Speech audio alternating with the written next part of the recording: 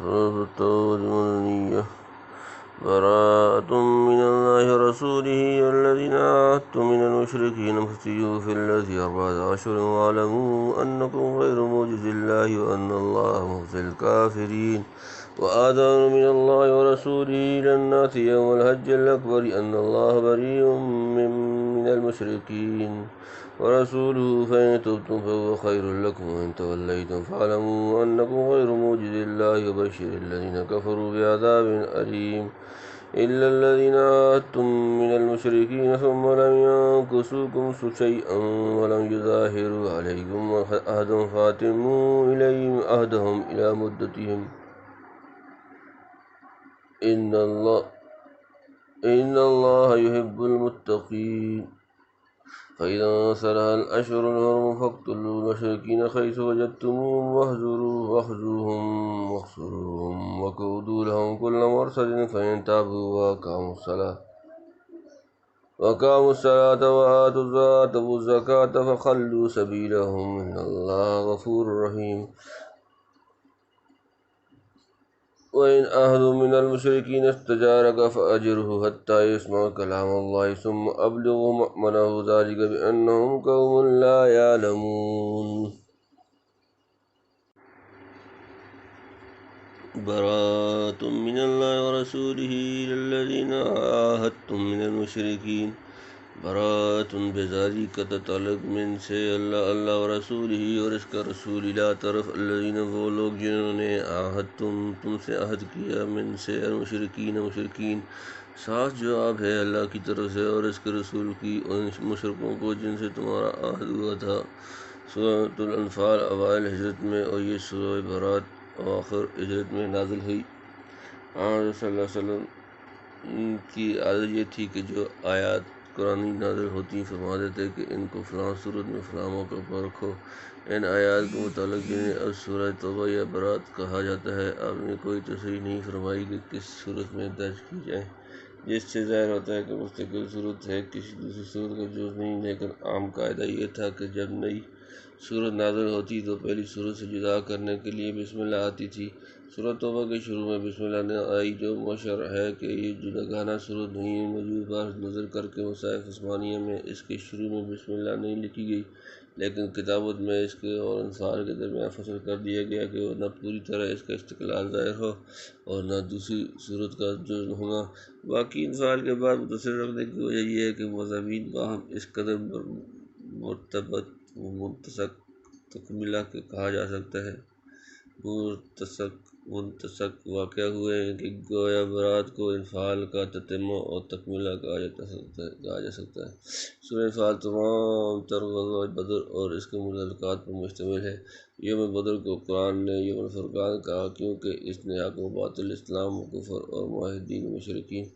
کی پوزیشن کو بالکل جدا کر کے دکھلا دیا۔ بدر کا معرکہ فی الحقیقت خالص اسلام کی عالمگیر اور طاقتور برادری کی تعمیر کا سنگ بنیاد اور حکومت الہی کی تاسیس کا دیباچہ تھا۔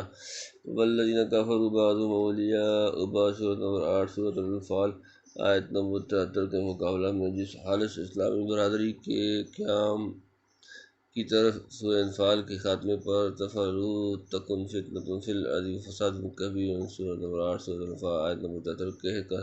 توجہ دلائی ہے، اس کا صریح اقتضا ہے کہ اس عالمگیر برادری کا کوئی طاقتور اور زبردست مرکز کسی طور پر دنیا میں قائم ہو، جو ظاہر ہے کہ جزیرۃ العرب کے سوا نہیں ہو سکتا، جس کا صدر مقام مکہ معظمہ ہے۔ سورۃ الانفال کے آخر میں یہ بھی جتلا دیا گیا تھا کہ جو مسلمان مکہ وغیرہ سے ہجرت کر کے نہیں آئے اور کافروں کے زیر سایہ زندگی بسر کر رہے ہیں، دارالاسلام کے آزاد مسلمانوں پر ان کی ولایت اور رفاقت کی کوئی ذمہ داری نہیں۔ ما لکم من ولایتہ من شیء حتی یہاجروا سورۃ نمبر 8 سورۃ الانفال آیت نمبر 72۔ ہاں حسب استطاعت ان کے لیے دینی مدد بہم پہنچانی چاہیے۔ اس سے یہ نتیجہ نکلتا ہے کہ مرکز اسلام میں موالات اخوت اسلامی کی کڑیوں کو پوری مضبوطی کے ساتھ جوڑنے کے لیے دو باتوں میں سے ایک ہونی چاہیے: یا تمام عمر کے مسلمان ترک وطن کر کے مدینہ آ جائیں اور اسلامی برادری میں بے روک ٹوک شامل ہوں، اور یا آزاد مسلمان مجاہدانہ قربانیوں سے کفر کی قوت کو توڑ کر جزیرۃ العرب کی سطح ایسی ہموار کر دیں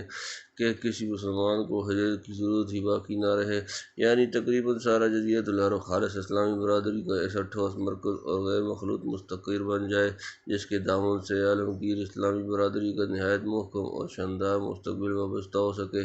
یہ دوسری صورت ہی ایسی تھی جس کے روز روز کے فتنے فساد کی بے کنی ہو سکتی تھی، اور مرکز اسلام کفار کے اندرونی فتنوں سے بالکل پاک و صاف اور آئے دن کی بدعہدیوں اور ستمرانیوں سے پورا مامون و مطمئن ہو کر تمام دنیا کو اپنی عالمگیر برادری میں داخل ہونے کی دعوت دے سکتا تھا۔ اسی اعلیٰ اور پاک مقصد کے لیے مسلمانوں نے دو ہجری میں پہلا قدم میدان بدر کی طرف اٹھایا تھا، جو آخرکار 6 ہجری میں مکہ معظمہ کی فتح عظیم پر منتہی ہوا۔ جو فتح اشاعت یا حفاظت اسلام کی راہ میں مزاحم ہوتے رہتے تھے، فتح مکہ نے ان کی جڑوں پر تیشہ لگایا، لیکن ضرورت تھی کہ وَقَاتِلُوهُمْ حَتَّىٰ لَا تَكُونَ فِتْنَةٌ سورۃ نمبر 8 سورۃ الانفال آیت نمبر 39 کے امتثال میں اسلامی برادری کے مرکز اور حکومت الہیہ کے مستقر جزیرۃ العرب کو فتنہ کے جرائم سے بالکلیہ صاف کر دیا جائے، تاکہ وہاں سے تمام دنیا کو اسلامی دیانت اور حقیقی تہذیب کی دعوت دیتے وقت تقریباً سارا جزیرۃ العرب یکجان و یک زبان ہو، اور کوئی اندرونی کمزوری یا خلفشار بیرونی مزاحمتوں کے ساتھ مل کر اس مقدس مشن کو نقصان نہ پہنچا سکے۔ پس جزیرۃ العرب کو ہر قسم کی کمزوریوں اور فتنوں سے پاک کرنے اور عالمگیر دعوت اسلامی کے بلند ترین مقام پر کھڑا کرنے کے لیے لازم ہوا کہ دعوت اسلام کا مرکز خالص اسلامیت کے رنگ میں رنگین ہو، اس کے قلب و جگر سے صدائے حق کے سوا کوئی دوسری آواز نکل کر دنیا کے کانوں میں نہ پہنچے، پورا جزیرہ سارے جہاں کا معلم اور ہادی بنے، اور ایمان و کفر کی کشمکش کا ہمیشہ کے لیے یہاں سے خاتمہ ہو جائے۔ سورہ براءہ کے مضامین کا یہی حاصل ہے، چنانچہ چند روز میں خدا کی رحمت و سچائی کی طاقت سے مرکز اسلام ہر طرف کے وسائس کفر و شرک سے پاک ہو گیا، اور سارا عرب متحد ہو کر شخص واحد کی طرح تمام عالم میں نور ہدایت اور عالمگیر اسلامی اخوت پھیلانے کا کفیل و ضامن بنا۔ فللہ الحمد علی ذلک الغرض۔ سورۃ الانفال میں جس چیز کی ابتدا تھی، سورہ توبہ برات میں اس کی انتہا ہے، اسی لیے اول بآخر نسبت دارج کے موافق برات کو انفال کے ساتھ بطور تکملہ ملحق کر دیا گیا۔ اور بھی مناسبات ہیں جن کو علماء نے تفاسیر میں بیان کیا ہے۔ فَسِیحُوا فِی الْأَرْضِ أَرْبَعَةَ أَشْهُرٍ وَاعْلَمُوا أَنَّکُم غَیْرُ مُعْجِزِی اللہِ وَأَنَّ اللّٰهَ مُخْزِی الْکَافِرِینَ۔ فَسِیحُوا پس چل پھر لو فی الارض زمین میں، 4 اشہر مہینے، وَاعْلَمُوا اور جان لو أَنَّکُم کہ تم غیر نہیں معجز اللہ اللہ کو عاجز کرنے والے، أَنَّ اور یہ کہ اللہ مخزی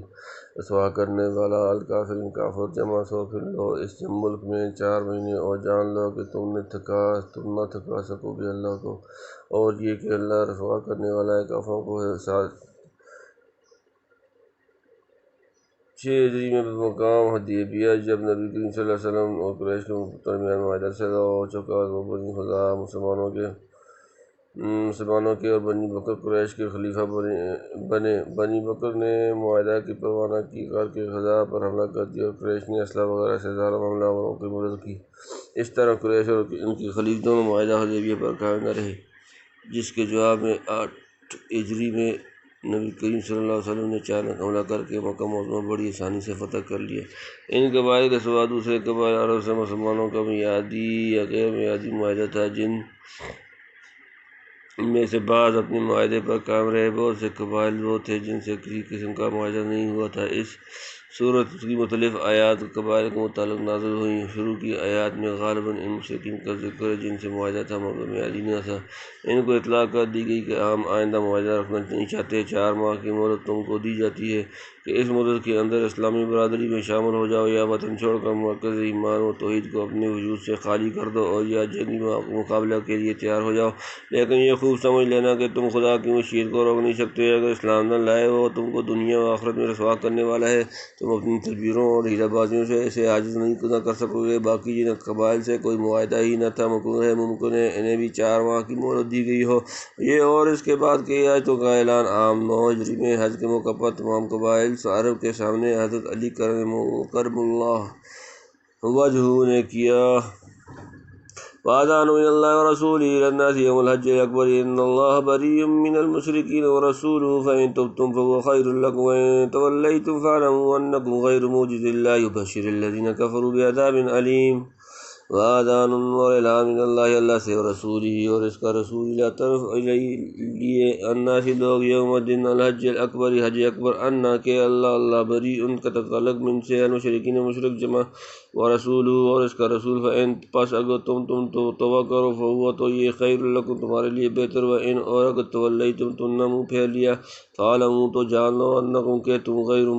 معجز اللہ عاجز کرنے والے اللہ ابشر خوشخبری دو آگاہ کر دو الذین وہ لوگ جو کفروا انہوں نے کفر کیا بعذاب عذاب سے علیم دردناک، اور سنا دینا یہ ہے اللہ کی طرف سے اور اس کے رسول کی لوگوں کو دن بڑے حج کے کہ اللہ الگ ہے مشرکوں سے اور اس کا رسول سو اگر تم توبہ کرو تو تمہارے لیے بہتر ہے، اور اگر نہ مانو تو جان لو کہ تم ہرگز نہ تھکا سکو گے اللہ کو، اور خوشخبری سنا دے کافروں کو عذاب دردناک کی۔ حج کو اکبر اس لیے کہا گیا ہے کہ عمرہ حج اصغر ہے، اور یوم الحج اکبر 10ویں تاریخ عید الاضحیٰ کا دن یا 9ویں تاریخ عرفہ کا دن مراد ہے۔ یہ اعلان غالباً ان قبائل کے حق میں تھا جنہوں نے میعادی معاہدہ کیا پھر خود ہی عہد شکنی کی، مثلاً بنی بکر یا قریش وغیرہم، یعنی ایسے لوگوں سے کوئی معاہدہ اب باقی نہیں رہا۔ اگر یہ سب لوگ شرک و کفر سے توبہ کر لیں تو ان کی دنیا و آخرت دونوں سنور جائیں گی، نہیں تو خدا کا جو کچھ ارادہ ہے تطہیر جزیرۃ العرب کا وہ پورا ہو کر رہے گا، کوئی طاقت و تدبیر اسے مغلوب نہیں کر سکتی، اور کافروں کو کفر بدعہدی کی سزا مل کر رہے گی۔ تنبیہ ان قبائل کی عہد شکنی اگرچہ فتح مکہ 8 ہجری سے پہلے ہو چکی تھی، بلکہ اسی کے جواب میں مکہ فتح کیا گیا، تاہم 9 ہجری کے حج کے موقع پر اس کا بھی اعلان عام کرایا گیا تاکہ واضح ہو جائے کہ اس قسم کے جتنے لوگ ہیں ان سے کسی قسم کا معاہدہ باقی نہ رہا۔ الحمدللہ إلا الذين عاهدتم من المشركين ثم لم ينكثوكم شيئا ولم يظاهروا عليكم أحدا فأتموا إليهم عهدهم إلى مدتهم إن الله يحب المتقين۔ اللہ سوائے الذین وہ لوگ جو عاہدتم تم نے عہد کیا تھا من سے المشرکین مشرک جمع ثم پھر لم ینکثوکم تو انہوں نے تم سے کمی نہ کی شیئا کچھ بھی، ولم یظاہروا اور نہ انہوں نے مدد کی علیکم تمہارے خلاف عہدن کسی کی، فاتموا تو پورا کرو الیہم ان سے عہدہم ان کا عہد الی مدتہم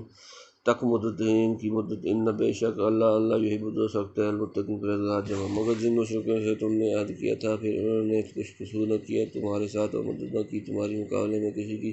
سو ان سے پورا کر دو ان کا عہد ان کے وعدے تک، بے شک اللہ کو پسند ہے احتیاط والے۔ یہ استثناء ان قبائل کے لیے ہے جن کا معاہدہ میعادی تھا پھر وہ اس پر برابر قائم رہے، کچھ کوتاہی ایفاء عہد میں نہیں کہ نہ بذات خود کوئی کارروائی خلاف عہد کی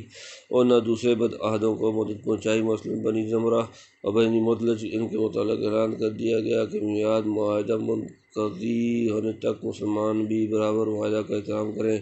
گے، میعاد ختم ہونے کے بعد کوئی جدید معاہدہ نہیں، اس وقت ان کے لیے بھی وہی راستہ ہے جو اوروں کے لیے تھا۔ فَإِذَا انسَلَخَ الْأَشْهُرُ الْحُرُمُ فَاقْتُلُوا الْمُشْرِكِينَ حَيْثُ وَجَدتُّمُوهُمْ وَخُذُوهُمْ وَاحْصُرُوهُمْ وَاقْعُدُوا لَهُمْ كُلَّ مَرْصَدٍ فَإِن تَابُوا وَأَقَامُوا الصَّلَاةَ وَآتَوُا الزَّكَاةَ فَخَلُّوا سَبِيلَهُمْ إِنَّ اللَّهَ غَفُورٌ رَحِيمٌ۔ فَإِذَا پھر جب انسلخ گزر جائے الاشہر مہینہ الحرم حرمت والے، وقتلوا تو قتل کرو المشرکین مشرک جمع حیث جہاں وجدتموہم تم انہیں پاؤ، وخذوہم اور انہیں پکڑو، واحصروہم اور انہیں گھیر لو، واقعدوا اور بیٹھو لہم ان کے لیے کل مرصد ہر گات۔ فَإِن پھر اگر تابوا توبہ کر لیں، وَأَقَامُوا اور قائم کریں الصلاۃ نماز، وَآتَوُا الزَّکاۃ اور زکوٰۃ ادا کریں، وَخَلُّوا تو چھوڑ دو سبیلہم ان کا راستہ، ان بے شک اللہ غفور بخشنے والا رحیم رحم والا۔ پھر جب گزر جائے مہینہ پناہ کے تو مارو اس مشرکوں کو جہاں پاؤ اور پکڑو اور گھیرو اور بیٹھو ہر جگہ ان کی طاق میں۔ پھر اگر وہ توبہ کریں اور قائم رکھیں نماز اور دیا کریں زکوٰۃ تو چھوڑ دو ان کا راستہ، بے شک اللہ ہے بخشنے والا مہربان۔ استثناء سے فارغ ہو کر پھر مستثنی منہ کا حکم بیان فرماتے ہیں، یعنی ان عہد شکنی کرنے والوں سے اگرچہ اب کوئی معاہدہ باقی نہ رہا اور اس لیے الفور جنگ کی جا سکتی ہے، تاہم اشہر حرم کی رعایت مانے ہے کہ فوراً ان پر حملہ کیا جائے، خواہ اس کے لیے اس وقت تک اشہر حرم میں اقتتال کرنا ممنوع ہوگا یا مصلحتاً کہ تھوڑی سی بات کے لیے عام لوگوں میں کیوں تشویش پیدا کی جائے، کیونکہ ان مہینوں میں قتال کی حرمت ان کے یہاں معروف و مسلم چلی آتی تھی۔ بہرحال ماہ محرم کے ختم تک ان کو مہلت دی گئی کہ جو چاہیں اپنا بندوبست کر لیں۔ اس کے بعد تطہیر جزیرۃ العرب کی خاطر جنگ سے چارہ نہیں، جو کچھ بتاؤ جنگ میں ہوتا ہے، مارنا پکڑنا گھیرنا داؤ لگانا گھات میں لینا، وہ سب ہوگا، البتہ اگر بظاہر کفر سے توبہ کر کے اسلامی برادری میں داخل ہو جائیں جس کی بڑی علامت نماز اور ادا کرنا اور زکوٰۃ دینا ہے، تو پھر مسلمانوں کو ان سے تعارض کرنے اور ان کا راستہ روکنے کی اجازت نہیں۔ رہا باطن کا معاملہ، وہ خدا کے سپرد ہے، مسلمانوں کا معاملہ اس کے ظاہر کو دیکھ کر ہوگا۔ اس آیت سے معلوم ہوا کہ اگر کوئی شخص کلمہ اسلام پڑھ کر نماز ادا نہ کرے یا زکوٰۃ نہ دے تو مسلمان اس کا راستہ روک سکتے ہیں۔ امام احمد، امام شافعی، امام مالک کے نزدیک اسلامی حکومت کا فرض ہے کہ تارک صلاۃ اگر توبہ نہ کرے تو اسے قتل کر دے۔ امام احمد کے نزدیک ردت اور مالک و شافعی کے نزدیک حداً و تعزیراً۔ امام ابو حنیفہ فرماتے ہیں کہ اسے خوب زد و کوب کرے اور قید میں رکھے حتیٰ یموت او یتوب، حتیٰ کہ مر جائے یا توبہ کرے۔ بہرحال تخلیہ سبیل کسی کے نزدیک نہیں۔ رہے مانعین زکوٰۃ، ان کے اموال میں سے حکومت جبراً زکوٰۃ وصول کرے، اور اگر وہ لوگ مل کر حکومت سے آمادہ پیکار ہوں تو راست پر لانے کے لیے جنگ کی جائے۔ حضرت ابوبکر صدیق نے مانعین زکوٰۃ پر جو جہاد کیا تھا، اس کا واقعہ کتب حدیث و تاریخ میں مشہور معروف ہے۔ وَإِنْ أَحَدٌ مِّنَ الْمُشْرِكِينَ اسْتَجَارَكَ فَأَجِرْهُ حَتَّىٰ يَسْمَعَ كَلَامَ اللَّهِ ثُمَّ أَبْلِغْهُ مَأْمَنَهُ ذَلِكَ بِأَنَّهُمْ قَوْمٌ لَّا يَعْقِلُونَ۔ وَإِنْ اور اگر احد کوئی من سے المشرکین مشرکین استجارہ آپ سے پناہ مانگے فاجرہ تو اسے پناہ دے دو، حتیٰ یہاں تک کہ یسمع وہ سن لے کلام اللہ اللہ کا کلام، ثم پھر ابلغہ اسے پہنچا دے، مامنہ اس کی امن کی جگہ، ذالک یہ بأنہم اس لیے کہ وہ قوم لوگ لا یعلمون علم نہیں رکھتے۔ اور اگر کوئی مشرک تجھ سے پناہ مانگے تو اس کو پناہ دے دے یہاں تک کہ وہ سن لے کلام اللہ کا، پھر پہنچا دے اس کو اس کی امن کی جگہ، یہ اس واسطے کہ وہ لوگ علم نہیں رکھتے۔ پہلے فرمایا تھا کہ اگر اپنی کفریات سے توبہ کر کے اسلام میں داخل ہو جائے تو معمول ہے، ممکن تھا کہ کسی شخص کو اصول اسلام سے آگاہی نہ ہو، بہت تحقیق و رفع شکوک کی غرض سے مسلمانوں کے پاس آنا چاہے، اس کی نسبت فرما دیا کہ اپنی پناہ اور حفاظت میں لے کر خدا کا کلام اور اسلام کے حقائق و دلائل سناؤ، اگر